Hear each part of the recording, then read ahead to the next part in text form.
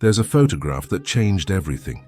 June 7, 1967, 3 Israeli paratroopers standing at the Western Wall, battle-hardened soldiers, helmets still on. One has removed his. They're looking upward, not scanning for enemies anymore. They're weeping. That photograph taken by David Rubinger became the defining image of the Six-Day War.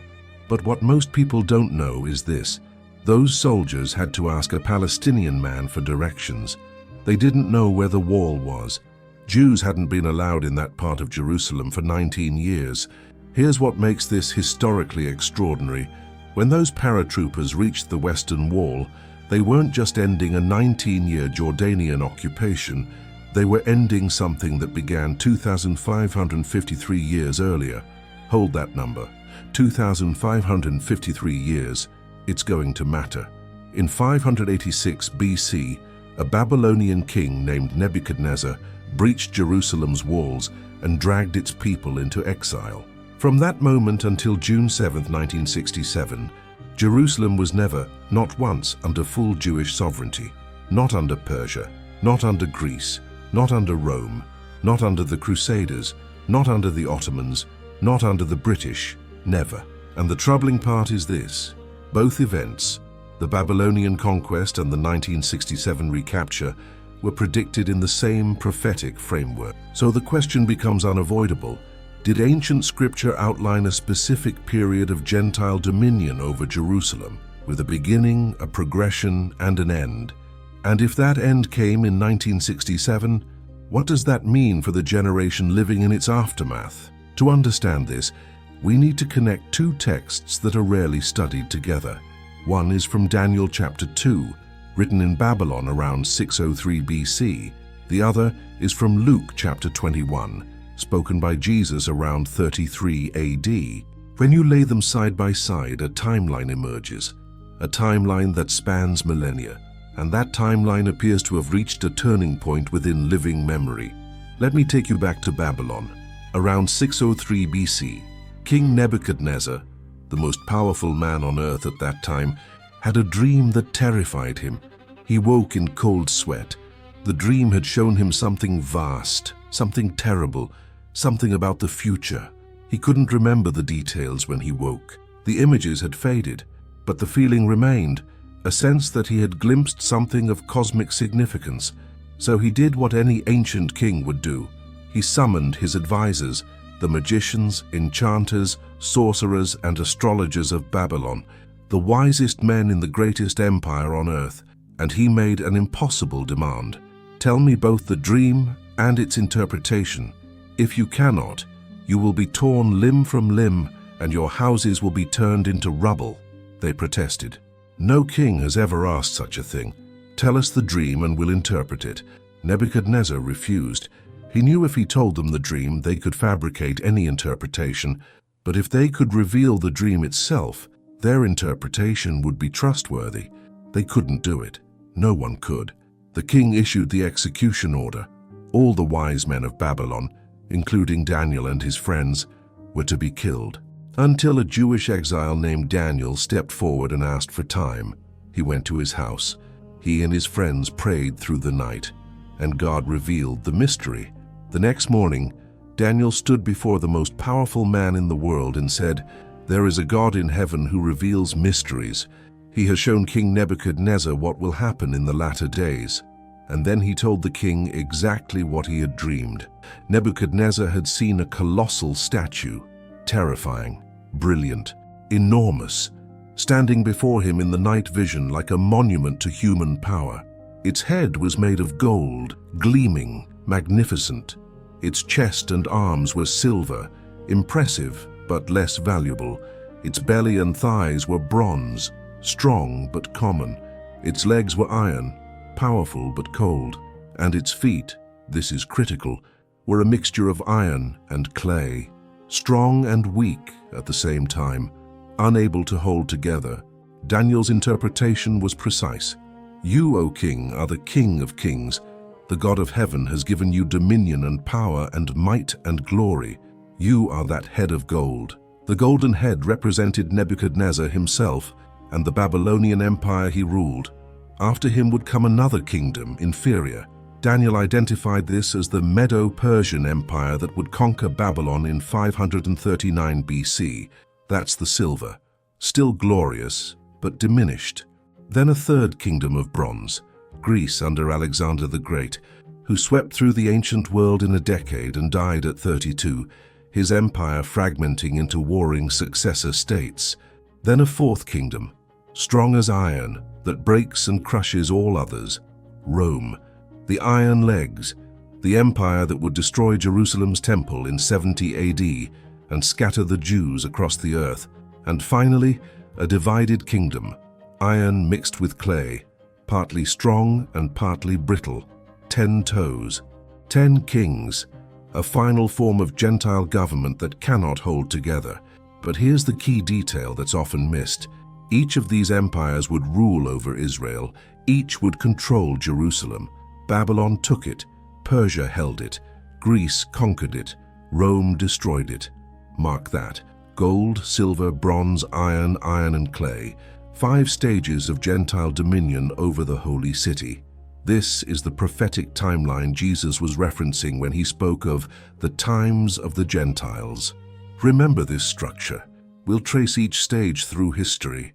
Daniel didn't stop at the feet. He described something else, something that terrified Nebuchadnezzar even more than the statue itself. A stone cut from a mountain, but not by human hands. No chisel, no hammer, no human effort, something divine in origin. This stone struck the statue on its feet, the weakest point, the iron and clay mixture that couldn't hold together, and the entire structure collapsed. Not slowly, not piece by piece, instantly. Gold, silver, bronze, iron, clay, all of it pulverized simultaneously, ground to powder, blown away like chaff on a threshing floor in summer. Nothing left, no trace remaining. And then the stone grew. It didn't stay small. It expanded. It became a mountain that filled the entire earth. Daniel 2:44-45 explains the meaning. In the days of those kings, the God of heaven will set up a kingdom that will never be destroyed, nor will it be left to another people. It will crush all those kingdoms and bring them to an end, but it will itself endure forever. This is the meaning of the vision of the rock cut out of a mountain, but not by human hands. This is the fifth kingdom, not made by human hands, not established by conquest or politics, not passing, not temporary, not absorbed by a successor, eternal, and it comes after, and because of, the end of Gentile dominion.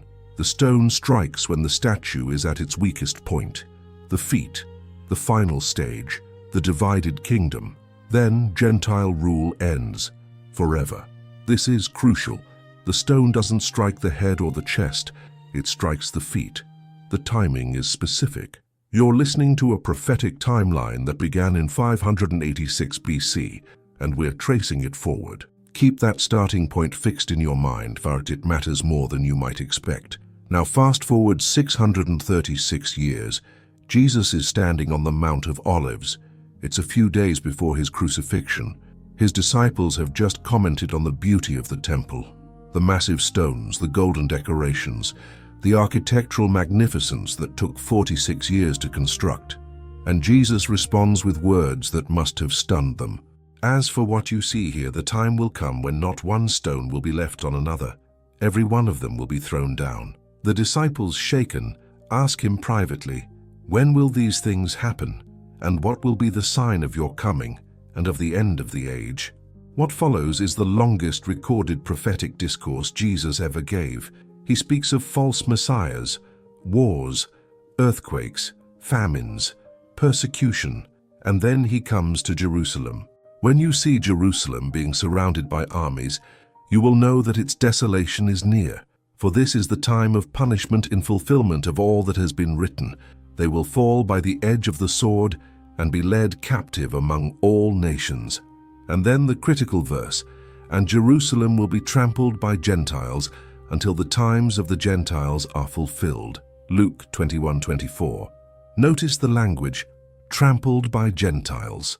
The Greek word is pateo, to tread underfoot, to trample. to exercise dominion over. Notice the structure. Until, the Greek word akri, a temporal limit, a boundary, an end point. Notice the implication. This trampling will end. It has a fixed duration, an appointed conclusion. But here's what most people miss. Jesus wasn't starting a new prophetic clock. He was referencing one that had already been ticking for over 600 years. The times of the Gentiles didn't begin in 70 AD when Rome destroyed the temple. They began in 586 BC when Babylon destroyed the first temple, and Nebuchadnezzar's statue started taking shape in history. That's the connection point. Daniel 2 and Luke 21 are describing the same period. Jesus was telling his disciples where they stood on a timeline that had been revealed to a Babylonian king 6 centuries earlier. Let's look closer at Luke 21:24. The word translated times in Greek is kairo. Keri, this is important. Greek has 2 words for time. Chronos refers to duration, clock time, calendar time. Kairos refers to appointed seasons, strategic moments, divinely ordained periods. Jesus didn't say the chronos of the Gentiles. He said the kairos of the Gentiles, the appointed seasons, the fixed epochs, the predetermined eras. This suggests that Gentile dominion over Jerusalem isn't random. It's scheduled, and schedules have endpoints. The question is, when does this kairos reach its fulfillment? That's the question. Not if, but when. The endpoint is assumed. Let me walk you through the full timeline, because when you see it laid out, the pattern becomes undeniable.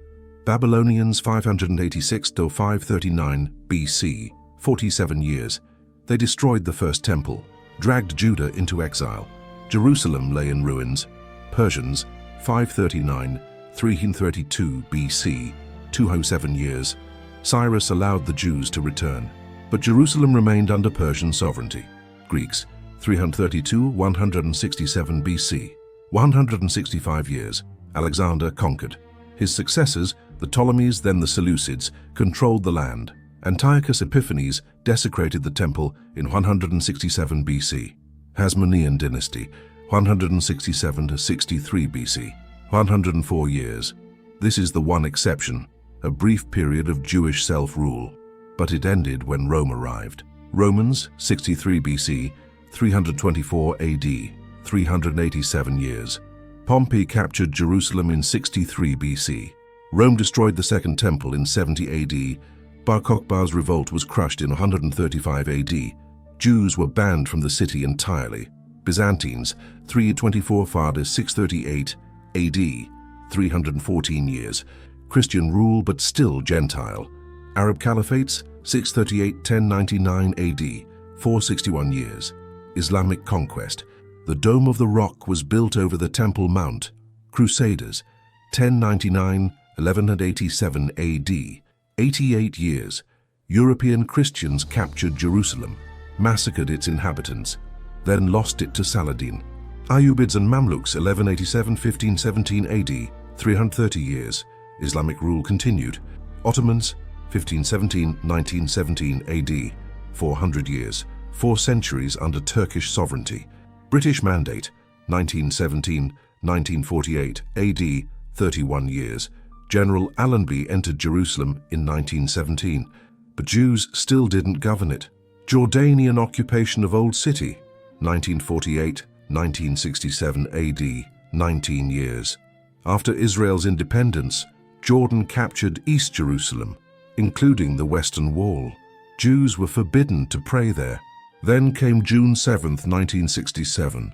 Paratroopers entered through the Lion's Gate, and for the first time since the Hasmonean period, over 2,000 years, Jerusalem was under Jewish sovereignty. The trampling had stopped after 2,553 years.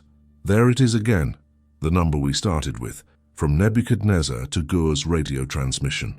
I want you to hold that number, 2,553 years, from Nebuchadnezzar to 1967. We'll come back to why that duration matters. The capture of Jerusalem wasn't supposed to happen. Israel's government had no plans for it. Defense Minister Moshe Dayan had explicitly ordered commanders not to provoke Jordan. You must not complicate Israel's position, he told them. Israel was focused on Egypt in the south and Syria in the north. A third front was the last thing they wanted, but Jordan attacked anyway. King Hussein, believing false Egyptian reports of victory, opened fire on West Jerusalem. 6,000 artillery shells fell on the city in a single day. Hospitals were hit.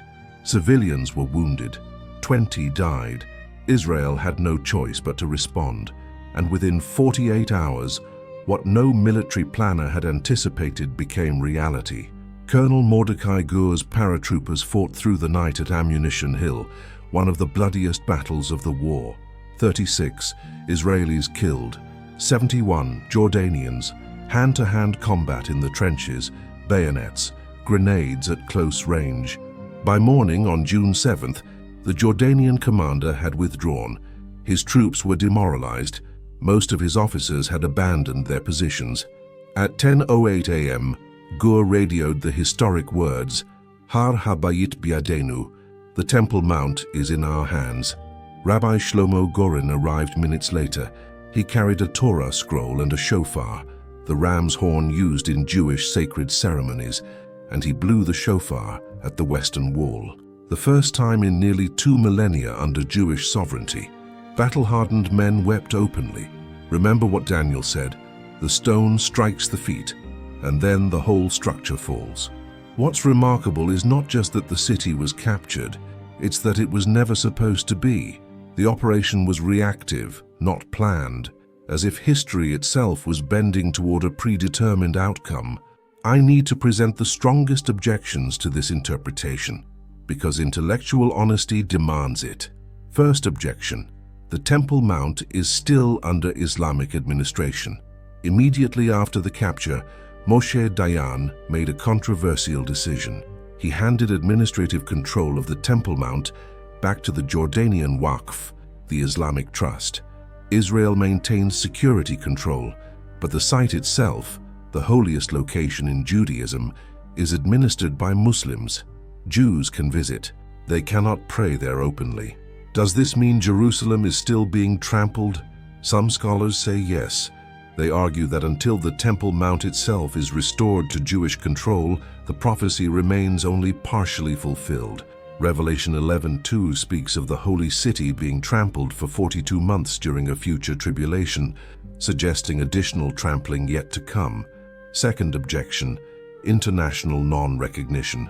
Most nations don't recognize Jerusalem as Israel's capital. The United Nations has repeatedly condemned Israeli presence in East Jerusalem. Embassies remained in Tel Aviv until recently. Many still do. If the world disputes Israel's sovereignty, can we say the trampling has truly ended? Third objection: the times of the Gentiles may refer to something broader. In Romans 11:25, Paul speaks of the fullness of the Gentiles, a concept some scholars link to Luke 21:24. If the times of the Gentiles ends only when the full number of Gentile believers has been gathered, then 1967 might be significant, but not final. These objections deserve serious consideration.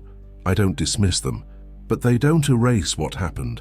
Something changed in 1967 that hadn't changed in over 2 millennia, and that change aligns precisely with the prophetic framework Jesus established. Something shifted. Whether it's partial or complete fulfillment, something unprecedented happened. Now we come to the most debated element of this prophecy. Immediately after speaking of the times of the Gentiles, Jesus added, "Truly I tell you, this generation will not pass away until all these things have happened." Luke 21:32. What did he mean by this generation? There are 3 main interpretations. First, he meant the generation listening to him. Under this view, all these things refers to the destruction of Jerusalem in 70 AD, which that generation did witness. This interpretation has the advantage of immediate fulfillment. Second, generation means race or nation. The Greek word genia can carry this meaning. Under this view, Jesus was promising that the Jewish people would not disappear, despite dispersion, persecution, and attempted genocide. And they haven't. Against all historical precedent, Jews have survived as a distinct people for 2,000 years of exile. Third, he meant the generation that sees these signs begin. Under this view, when the signs start, including Jerusalem's restoration, the generation witnessing them will see all these things fulfilled.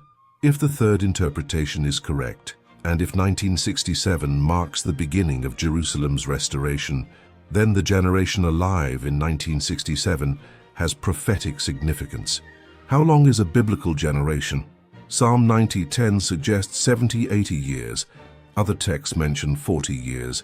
Some argue for 100 years based on Genesis 15. I'm not setting dates. No one can. Jesus himself said, "About that day or hour no one knows, not even the angels in heaven, nor the Son, but only the Father." Matthew 24:36. But the pattern is undeniable, and it demands attention. Remember Nebuchadnezzar's statue?